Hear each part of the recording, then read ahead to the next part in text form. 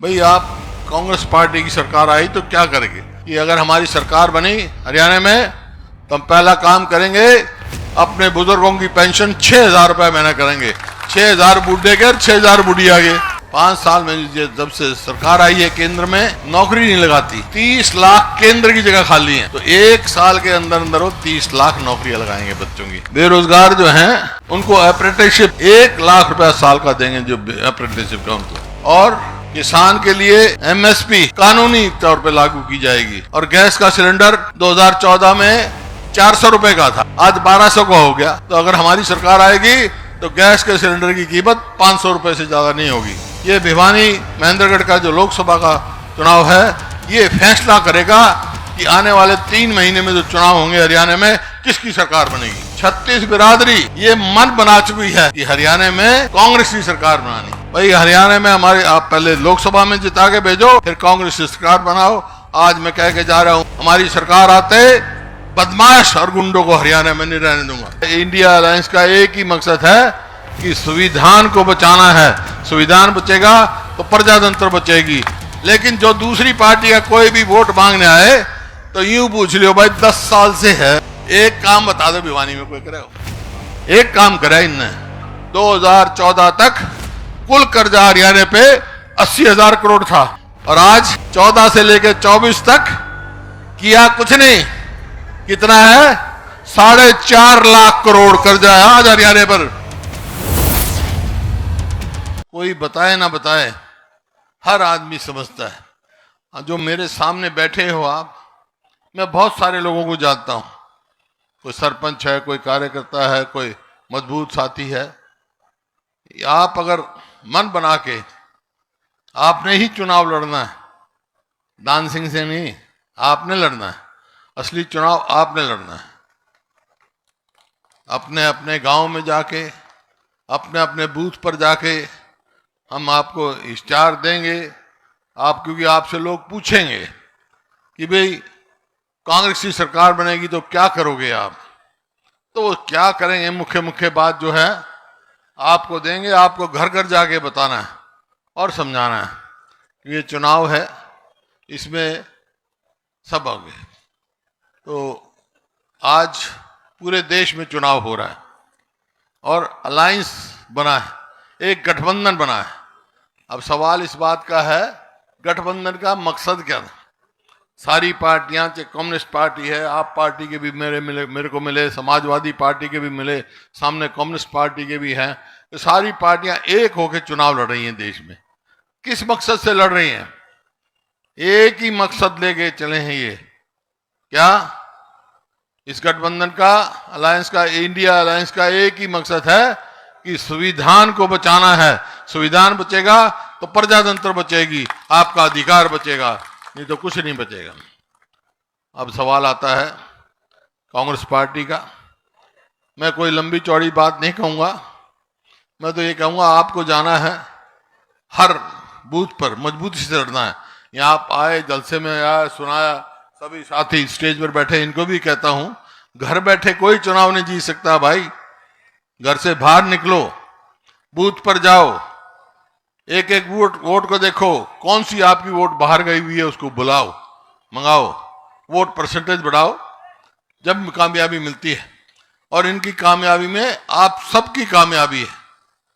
लेकिन जब जाएंगे आप तो पूछ सकते हैं आपको, भाई आप कांग्रेस पार्टी की सरकार आई तो क्या करेंगे? मैं मोटी मोटी बताता हूं। जो कांग्रेस पार्टी का मैनिफेस्टो बना है राहुल गांधी जी के उसमें नेतृत्व में, 5-4 मोटी मोटी बात बताता हूं, बाकी तो लंबा चौड़ा वो मैनिफेस्टो है। आज पूरे देश में सबसे ज्यादा चर्चा उसी मैनिफेस्टो की है। एक तो जो इस 5 साल में जब से सरकार आई है केंद्र में, नौकरी नहीं लगाती।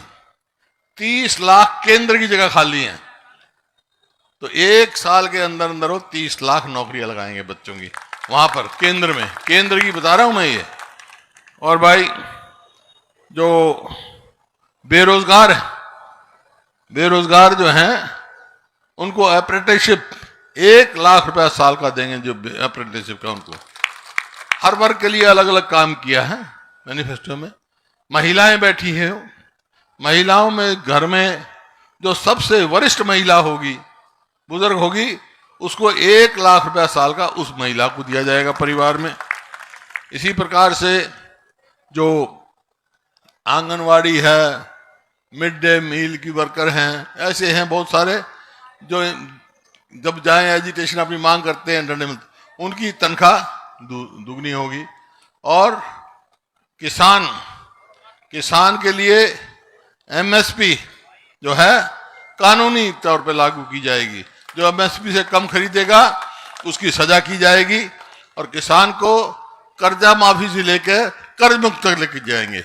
ये तो केंद्र का है। और आज मैं कह रहा हूं, ये भिवानी का जो लोकसभा का चुनाव है, ये केवल एक लोकसभा का नहीं है। क्यों? भिवानी जो है चौधरी बंसीलाल की कर्म भूमि रही है, पता है कैसे काम किए। मेरे को भी बहुत कुछ उनसे मौका मिला, उनसे सीखने का।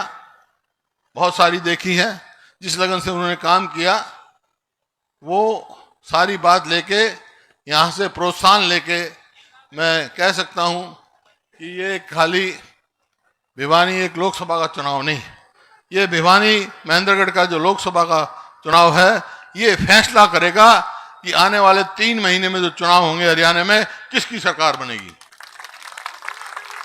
और एक बात मैं कह के जा रहा हूं, मैं सारे हरियाणा में घूम रहा हूं, 36 बिरादरी ये मन बना चुकी है कि हरियाणा में कांग्रेस की सरकार बनानी। तो भिवानी तो सबसे आगे रहेगा इस चीज में। भाई रहोगे ना?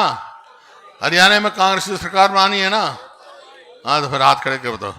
अब सवाल इस बात का आएगा, वो लोग पूछ सकते हैं, भाई ठीक है लोकसभा में भी जीत गए, हरियाणा में कांग्रेस की सरकार बन गई, तो तुम क्या करोगे?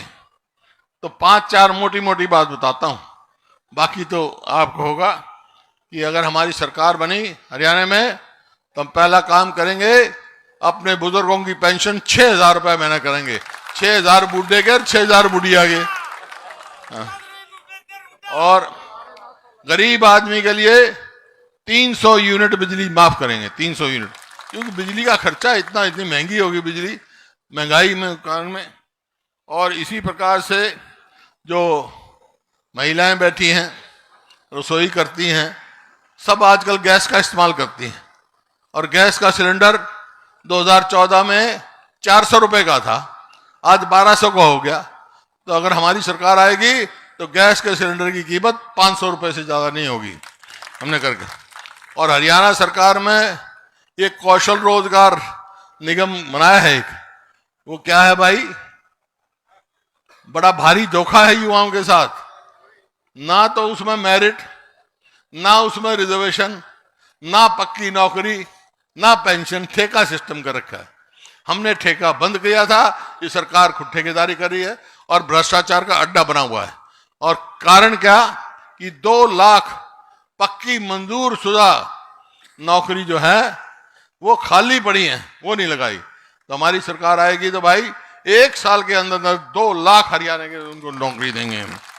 इसी प्रकार से हमने अपने कार्यकाल में गरीब आदमी के लिए 100-100 गज के 4 लाख से ज्यादा प्लॉट दिए।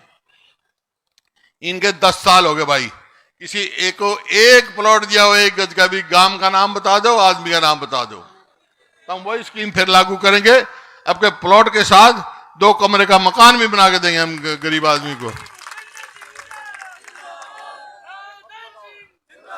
किसान की आपने बात देखी, इनके तो वायदा था ना कि 2022 तक किसान की आमदनी दुगनी हो जाएगी। और बहुत वायदे किए थे कि काला धन आ जाएगा, किसान की आमदनी दुगनी हो जाएगी। भाई आमदनी तो दुगनी नहीं हुई किसान की, लागत दुगनी से ज्यादा होगी। 2014 में खाद का क्या भाव था, 2014 में कीटनाशक दवाई का क्या भाव था, डीजल का क्या भाव था, आज क्या भाव है। लागत बढ़ा रहे हैं, आमदनी घट रही है किसान की। तो भाई ये तो इनके तो वायदे ऐसे, हमने तो कहा हम जो है एमएसपी लागू करेंगे। और इसी प्रकार की वो कमेटी की अध्यक्षता मैंने की थी, जहां कांग्रेस में पास किया गया ये कानून बनाया जाएगा, कानून बनाएंगे। इसी प्रकार से ओल्ड पेंशन स्कीम हम लागू करेंगे।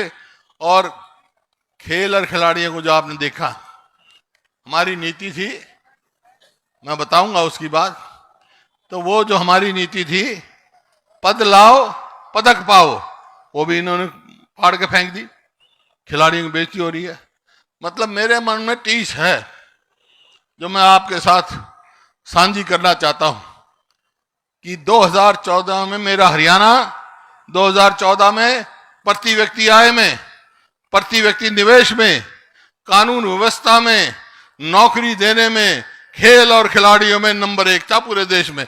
ये मेरे आंकड़े नहीं है, ये केंद्र सरकार के आंकड़े हैं।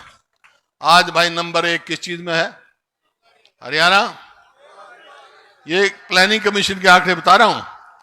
नंबर 1 है बेरोजगारी में, और भाई महंगाई में, अपराध में। नौकरी देने का तो काम ही नहीं, मैं बताया आपको। वो तो HRM, ये कौशल रोजगार निगम बना रखा है, भगा रहे हैं लोगों को। वही आपको देखा, कानून व्यवस्था ऐसी है कि ऐसा प्रतीत होता है कि सरकार नाम की चीज नहीं। कोई किसी ने, कोई किसी से फिरौती मांग रहा है, कोई कत्ल कर रहा है, कोई बलात्कार, कोई पूछ नहीं। ऐसी परिस्थिति हो, ये आपके सामने। तो एक बात कह के जा रहा हूं, जो बातें कही हैं, जो मैं कहता हूं, हम कहते हैं वो करेंगे, वो तो कर दिए। एक और बात कह के जा रहा हूं, 2005 से पहले जब हमारी सरकार आई, हरियाणा में ऐसा ही माहौल था कानून व्यवस्था का। भाई हरियाणा में हमारे, आप पहले लोकसभा में जिता के भेजो, फिर कांग्रेस सरकार बनाओ। आज मैं कह के जा रहा हूं, हमारी सरकार आते बदमाश और गुंडों को हरियाणा में नहीं रहने दूंगा। ये क्या रोज रोज तमाशा कर रखा? हम कैसे विकास करेंगे? कहां हमारे बच्चों को नौकरी मिलेगी? क्या हमारा भविष्य होगा? आज और एक और सवाल है मेरा, भिवानी में बैठे बहुत, मैं किसी की निंदा नहीं करता, लेकिन जो दूसरी पार्टी का कोई भी वोट मांगने आए तो यूं पूछ लियो, भाई 10 साल से है, एक काम बता दो भिवानी में कोई करे? ये पूरे हल्के में हैं? पूछ लियो। हाँ, नहीं तो मेरे तो पूछ लियो, ये बता देंगे।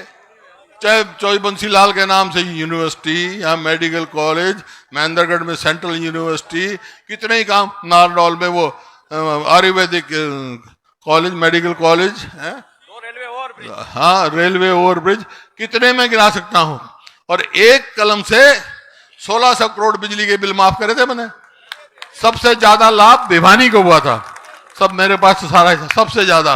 इनने किसी का एक पैसा कराओ, 10 साल में 1 यूनिट बिजली की बनाई हो, 1 मेट्रो का पोल लगाया हो, 1 रेल लाइन लगाई हो, कोई एक काम बता दें। एक काम करा इनने। 2000 हरियाणा बना, चौधरी बंसी लाल ने कितना विकास किया है? खूब किया। फिर उसके बाद मेरा आया, विकास किया। तो हरियाणा बनने से लेकर 2014 तक हरियाणा पे कर्जा, जबकि 4 पावर प्लांट लगाए मैंने, न्यूक्लियर प्लांट लगाया, मेट्रो लेके आया। 2014 तक कुल कर्जा हरियाणा पे 80,000 करोड़ था, और आज 14 से लेकर 24 तक किया कुछ नहीं। कितना है? 4.5 लाख करोड़ कर्जा है आज हरियाणा पर। लाखों, जो आज बच्चा कोई हरियाणा पैदा होता है, लाखों कर्जा लेके पैदा होता है। कोई करा क्या? इनसे पूछ लो। तो इस बात की मेरे को भाई टीस है। अगर आप चाहते हो हमारे बच्चों का भविष्य हो, हमारे बच्चों को नौकरियां मिले, हमारा इलाका विकास करे, हमारा प्रदेश विकास करे, तो भाई एक ही रास्ता है, राव दान सिंह को यहां से MP बनाकर भेज दो। एक बात तब मेरी मान जाओ, दूसरी बात मैं थारी मान लूंगा। क्या मेरी क्या मानोगे? मेरी मानो। मेरी बात ये माननी है कि राव दान सिंह को सबसे ज्यादा वोटों से जिता के भेजना है, ठीक है ना? और थारी के बात मानूंगा मैं भाई, कह के जा रहा हूं, राव दान सिंह ने जिता के भेज दो, थारी सरकार मैं बना दूंगा हरियाणा में। मंजूर है? हाथ खड़े करके बता दो। और आज से 15 दिन मेरे को मांगे हुए दे दो भाई, हवा में मत रहो।